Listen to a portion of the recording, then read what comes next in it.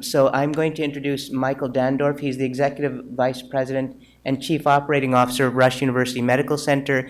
He is going to start talking about some of the questions that we have as academic surgeons merging with hospitals that perhaps are not as focused on academic surgeons. He's responsible for the integration of these high-quality, cost-efficient models.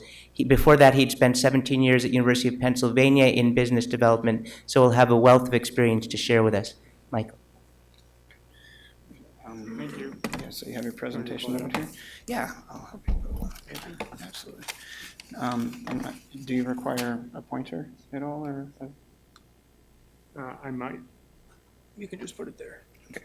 If you happen to walk around, let me know. I can get you a wireless microphone. Otherwise, for the sake of video. Sure. So Yeah. I'll just start off while he's pulling this up a little bit, further on the sort of background that I had. I've been here at Rush now for 2 years. I'm still learning the Chicago market. It's a bit different than Philadelphia. In my 17 years at Penn. Is this you? That's it. Yeah. Okay. When I first got there, we were an academic medical center that just had acquired a community hospital. It took us about 10 years to turn the community hospital around after all the physicians fled because they were convinced that the academic faculty were going to take over and push them out anyway, so they all left. It drained our ability to invest in the academic center for about 10 years by the time we recovered from that. When I left, we had six hospitals altogether, including HUP, the academic hub, and I know they just added another one as a seventh. And it started to figure out how to engage the medical staff during these merger and acquisition processes. So I think, what I would underscore what Dr. Yu said is you all need to be involved in these conversations. I think, when we first did our first merger, none of the physicians were involved. Oddly enough, it was a physician that was the CEO and dean that led that entire negotiation, but nobody was involved. And the reality is you need to be able to engage and speak up as part of the process, and I think the organizations that have started to do that more and better have done it in a way that's more sustainable. This is sort of industry-wide from Forbes. 83% of mergers fail. You can sort of look at any number of these. I don't think anybody would say mergers have been extraordinarily successful across the U.S., particularly.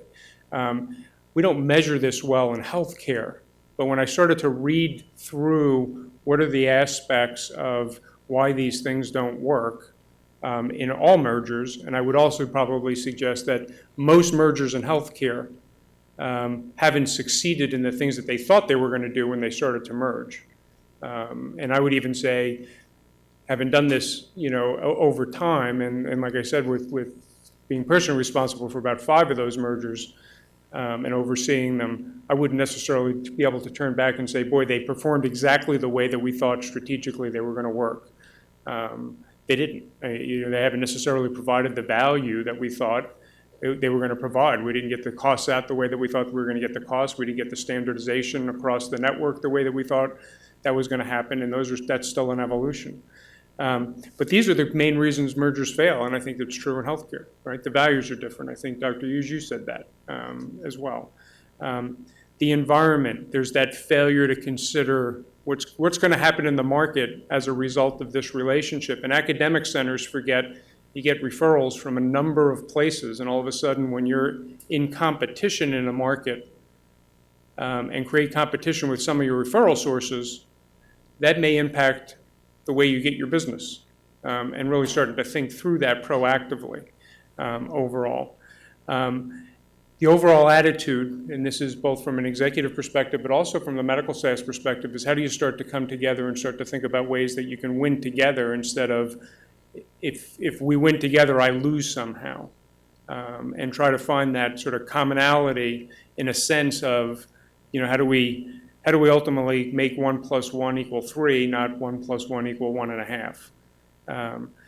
The interesting thing that in the Forbes article around this was around engagement, and that they saw actively disengaged employees raised by a factor of about 23%.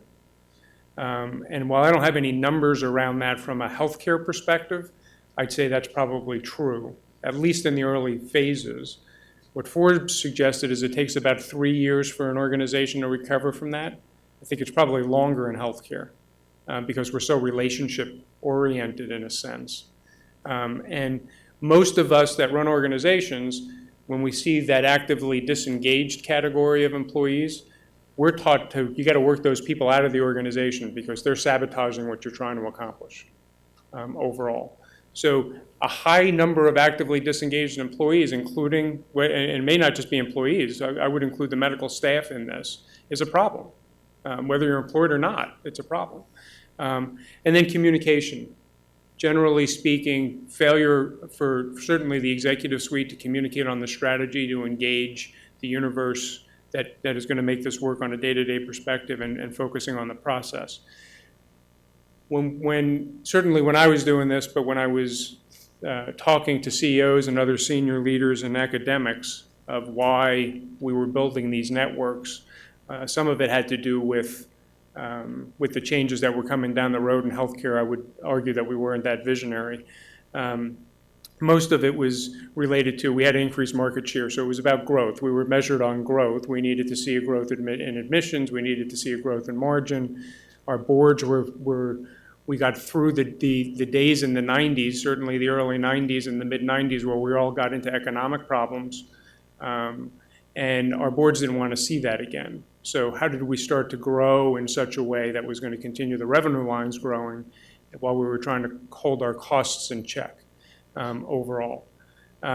We were also worried about relevance in the sense that in a number of those markets where there wasn't a certificate of need, and by the way, I agree with Henry, we should abolish certificate of needs. I think it impedes competition. So I 100% agree with you on that. But with that, the things that were traditionally done only in academic centers started to become done in community hospitals, in a sense. And so academic centers started to worry a little bit about relevance. They certainly worried about it from a negotiating perspective with the payers, given the consolidation on the payer side. So it was really about how do you start to create a market position in a sense that you can evenly negotiate with payers. In that sense. And that'll become even more important if we start to get into risk contracting again and those aspects. There was a general belief, and continues to be a belief, that scale will lower costs. I've yet to see this happen in healthcare, that scale actually has generally increased costs in every way that I've sort of measured it. But maybe you can spread overhead across a greater base. For some reason, it always seems that our overhead goes up. I don't know why. But that has not been a proven fact. And everybody that I've talked to around the country from the C-suite perspective has said, it doesn't seem like if we're lowering costs, we may be flattening, we may not be increasing at the rate that we were before, but it's certainly not lowering anybody's costs in a dramatic way to compete on cost in that sense. Will it improve access to care because we increase sites, we got more community hospitals, we got more outpatient centers, those sorts of issues from an access? Sure. Is it as difficult to get into to see a specialist, to see a primary care physician? We probably haven't shortened the window yet in terms of time to appointment, but somewhat improved in terms of overall access, I'd argue. Improved quality of care, maybe marginally in terms of standardization. Taking what's been learned at the academic center and moving that into a community setting with a bit more speed to improve quality overall. That was a promise. Again, that's the rationale of why would we put these things together, these large organizations. And then more recently, it's been the consultants telling everybody, well, population health is coming, everybody's going to take risk for everything, we're going to need to coordinate everybody's care at 100%. And while that's noble, and I think everybody should have their care coordinated in some systematic way, that would be really nice if we could figure out how to do all of that. I don't think it's going to change overnight. But we're seeing, I think the consultants and lawyers in some respect, pushing the industry again to, we need to consolidate at a feverish pace, and people aren't thinking through that and what the implications are of that overall. So as much as I've spent a lot of time thinking about building an enterprise with multiple hospitals in it. And there's some merits to that. I think it has got to be done much smarter than what I'm seeing right now. So when I hear numbers that there's 200-300 mergers a year that are going on, there's no way that those things are getting done in a sustainable way in my overall view. So we're taught in business school about things like this, right? These mergers become very transaction oriented. Strategic fit, cultural fit, and even post-closing integration, those two things that are supposed to be the beginning and end of this process in a way. We probably spend the least amount of time on. It usually happens over a dinner. The first one happens over a dinner or something like that. Maybe there's a couple of discussions with board members, but it's not at the level of insight that it needs to be if you're really thinking about these institutions and their medical staffs being public goods that we're putting together in some different way.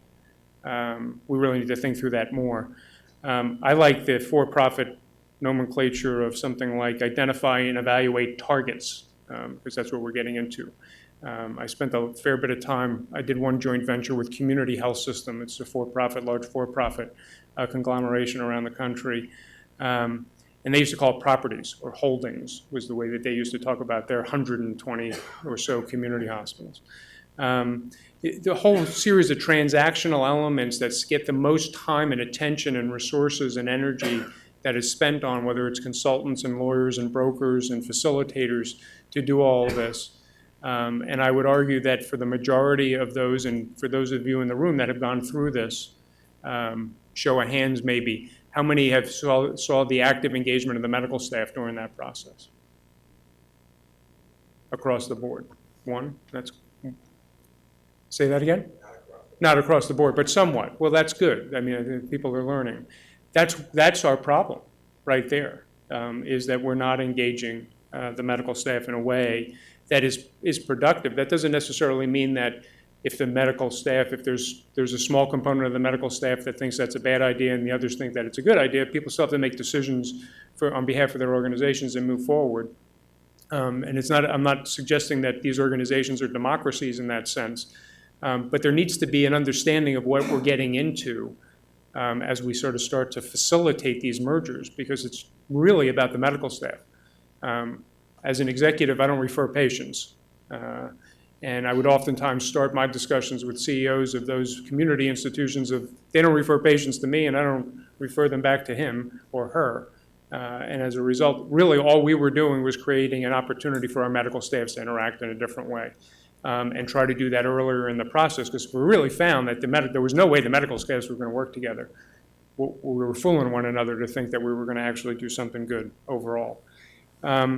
I would say that another aspect of this is, even after the transaction, there normally tends to be an awful lot of work that gets done right afterwards. I would argue that a lot of it is busy work, and what we spend the least amount of time on is how do we create value and how do we really pursue opportunities that are real opportunities of bringing organizations together. There are opportunities to think about how do you coordinate care better between an academic center and a community hospital that might be 20 or 30 miles away, and really improve overall patient care and experience, and maybe even lower the cost of overall care if we're starting to think about it on a total cost basis. But we tend to move on to the next thing and forget that those take years of time to start to nurture and start to develop, and those relationships require a lot of investments. There may be a payoff. Some places like Kaiser have sort of suggested that has more of the integration. UPMC has suggested that there's some benefit to this. If you can really start to create a system, bring some of the insurance aspects into that system, so there's aligned incentives. I'll talk about that in a little bit. But if it's just on a fee-for-service basis, it's really hard to do. In really that value creation, not impossible, but really hard. And then the question is that really worth the squeeze when you start to think about it?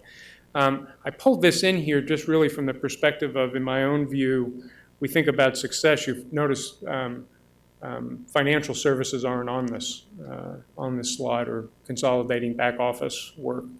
I do think if I thought about the four sort of critical areas.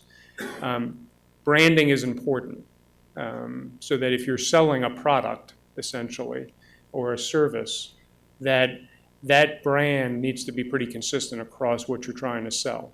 And oftentimes we forget that, particularly academic centers and community centers. It's not the same brand, certainly not to start, but how do you start to think about a more common brand? We'll talk a little bit about that. Really starting to think about, does this improve the product that we're delivering? Some of that may be care coordination improvements. Some of that may be tighter control of costs. Some of that may be standardization from a quality perspective. But really, what are we trying to do to move the product forward, not just put together some organization so we can negotiate better with the payers?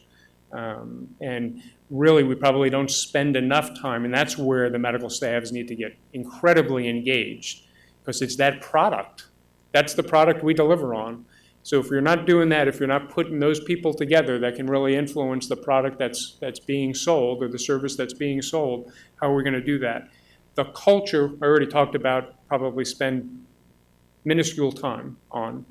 Those are the things that really, you've heard the saying, culture eats strategy for lunch. Really, these things fail because cultural issues at the end of the day. So really, we need to spend more time on those things. And these organizations work or don't work because of the people in them. Many of you are in academic centers and very successful ones.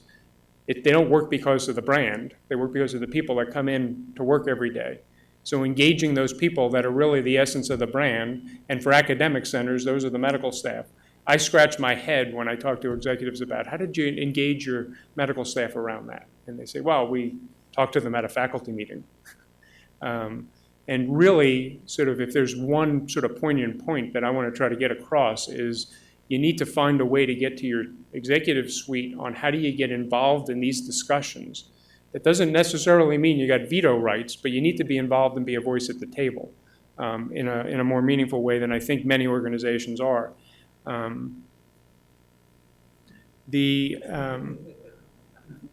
We forget that people are coming at these sorts of things from a completely different perspective.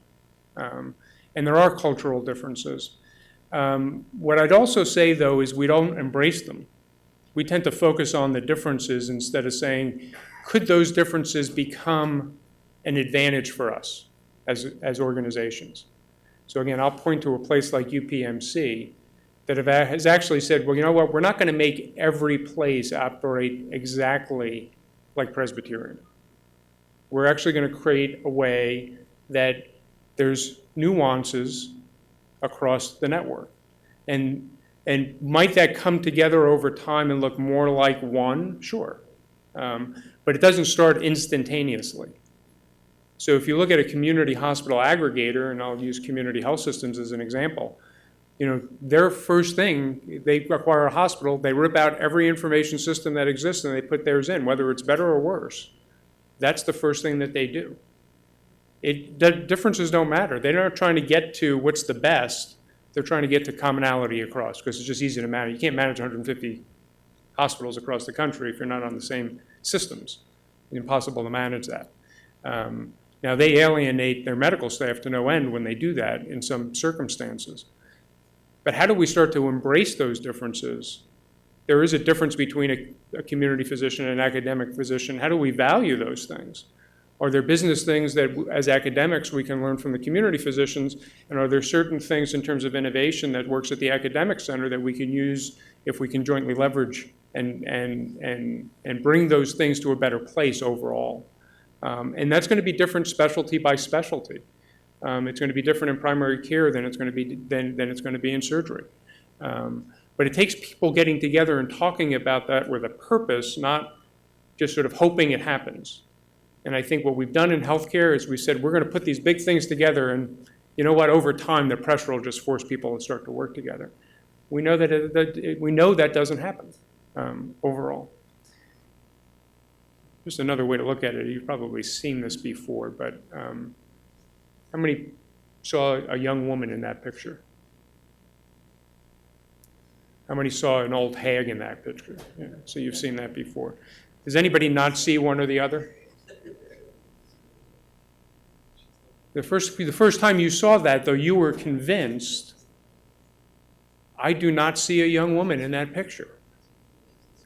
Does anybody not see a young woman in that picture? You still don't.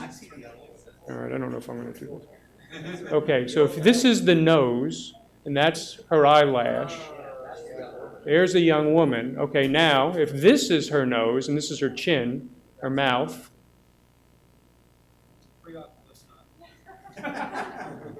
All right? So, but it's interesting that even here, right, small group of people, it's the same picture, you see two very different things. So we approach the world that way. You approach the world through your lens of the way that you understand the world to work. And you know what? The world works differently for different people.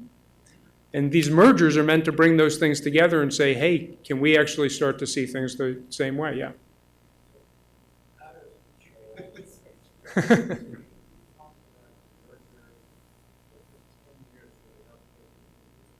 Yeah, financially.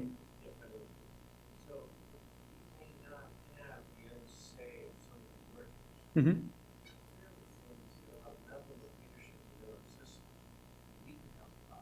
Agree.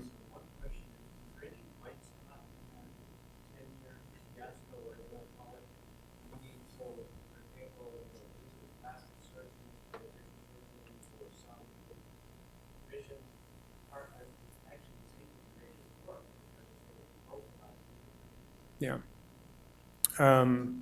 Yeah, so there were some bright spots when we started to recruit people back into the organization.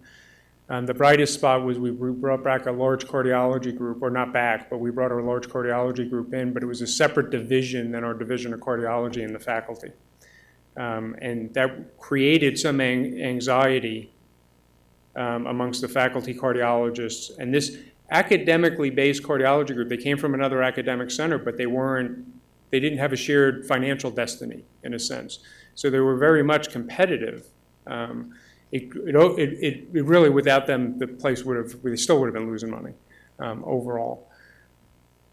What happened with that group of cardiology was the unified Department of Cardiac Surgeons, and I wouldn't often say that cardiac surgeons have the most level head, but they were the most level-headed in all of this, came together and said, look, we're part of the same organization. If we're losing money over there, it means that we're not going to be able to make the investments we need to make over here. And let's start thinking about what sorts of services could we be providing over there with our colleagues in that sense. And that started to turn the corner. And it started to get our faculty to start to embrace that wasn't Siberia, one, and it was about a mile away from us. And that we could actually work together. But it happened at the medical staff level. It didn't happen because, as executives, we wanted it to happen. I mean, I think everybody in this room would know we wanted it to happen. We wanted it to happen for close to 10 years. Probably about year 5, we started to turn the corner. But there are tough things to get back from when you start really hemorrhaging dollars. These are expensive places to run. They're not inefficient. There's a lot of inefficiencies even in large organizations like that, particularly when you lose that kind of business overall overnight. So one of the things that I would say we overlook, and again, I think this happens at the medical staff level, as much as it does at the hospital-to-hospital executive level, is that when we have these divergent economic interests and we don't deal with them in some way, the sustainability isn't there. That may mean that the sustainability is just one part of the medical staff decides, I'm fed up, I'm going to go work somewhere else. And that may be how it gets dealt with.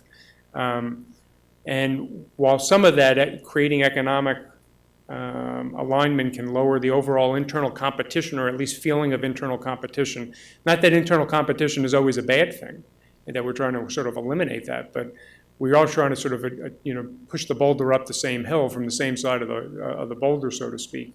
And the elephant in the room is sometimes it's about the economics here, and we don't tend to like to talk about that. But if you can start to at least create economic alignment, you can start to get people to want to work together instead of feeling like it's coming out of my pocket and into somebody else's pocket.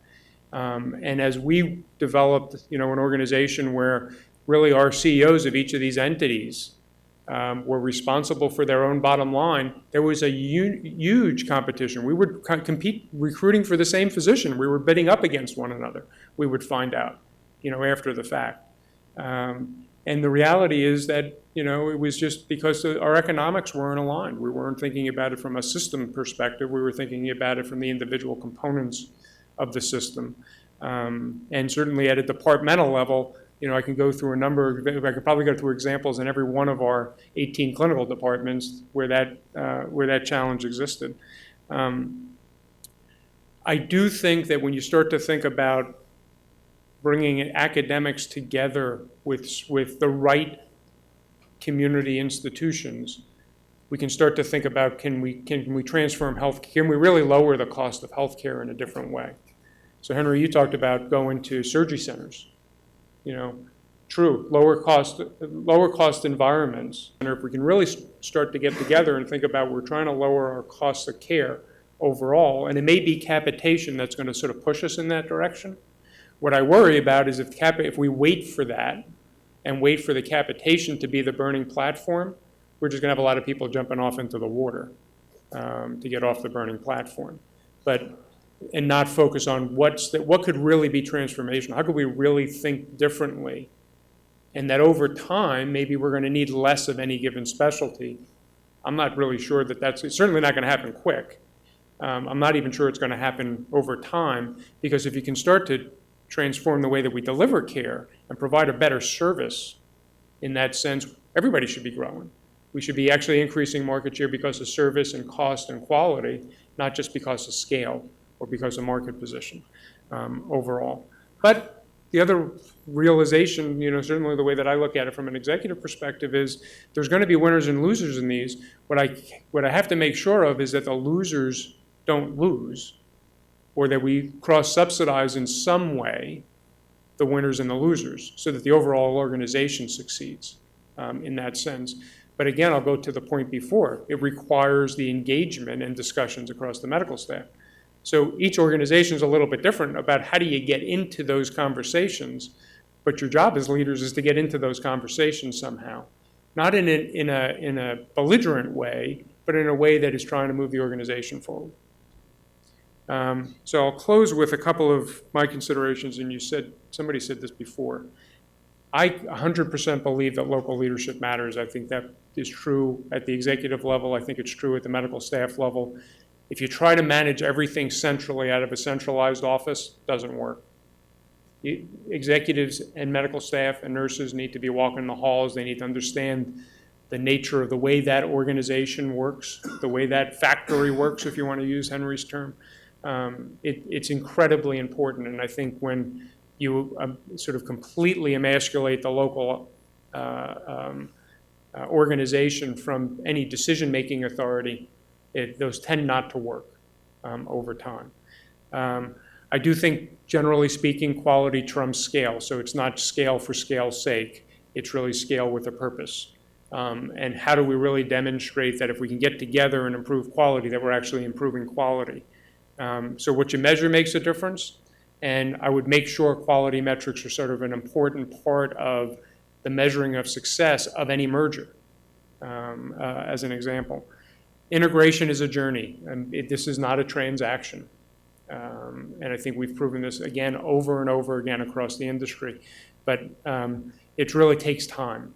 But it's got to be, and there's going to be missteps, and people are going to get their feelings hurt occasionally. But if we're in it together, we can recover from it. But it requires that constant communication. I will say sometimes, the reality, and these are the difficulties, and I think this is particularly difficult for us in academics, is fiscal responsibility is important. It's what allows us to do the things that right now our economy doesn't pay for on its own. So generally speaking, research doesn't pay for itself. It is incredibly important to the mission of an academic center. We couldn't run an academic hospital if it wasn't for if we didn't have that sort of jewel in our crown, so to speak, we couldn't make it work.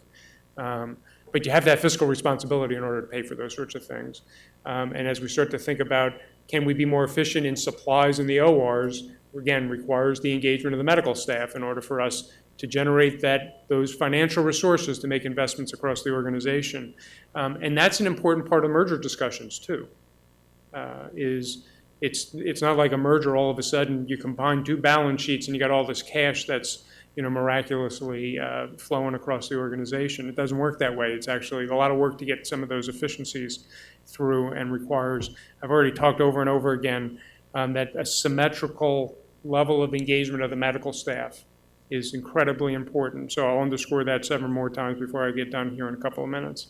I would leave you with 2 Covey thoughts, if those of you that have ever read Stephen Covey's work.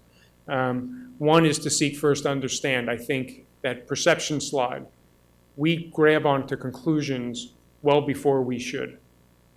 And so a lot of mergers are around relationship building. And there are opportunities in every one of them if you start to understand the other side. So I think as the medical staffs, if we're successful in engaging medical staffs across the organization as leaders, we need to be making sure that we also help our medical staffs understand that we need to understand the other side first. That doesn't mean that we have to capitulate to the other side. It just means we need to seek to understand that other side and what's their driving interests as well. And then come up with a game plan to find those win-wins. And I also think that we tend to focus, and academic centers are good at this, and I'll put myself in that category, is to start with thinking about what we can control. There's certain things that we just need to control, instead of starting to think about, what the reality is, in most cases when an academic merges with a community center, it's because of the academic brand.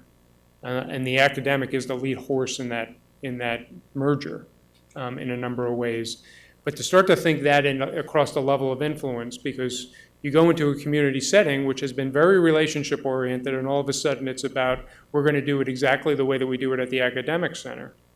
That feeling of control pushes people away. It's not just at the medical staff level, it's across the organization. So really starting to think about, okay, we're coming together, there's a big dog and maybe a smaller dog in the hunt, but really starting to think about what do we influence a little bit differently than what we control. I think those are sort of important elements. And as I went through thinking through today, what were my major takeaways when we started to think about how to make these things work? Getting the economics right and all those things are really, really important, but work them systematically through the organization and through the process. And again, I think I said I was going to say it a few times, getting the medical staff and getting you all involved in that process. And I'm not saying that just because I'm standing in front of a number of physicians. I say it to my executive colleagues across the country too. Some say I don't know what I'm talking about, but most get it, I think. But these are difficult transactions. They're not easy overall. Trying to get us back on time here, but any questions, or you want to hold questions till the end?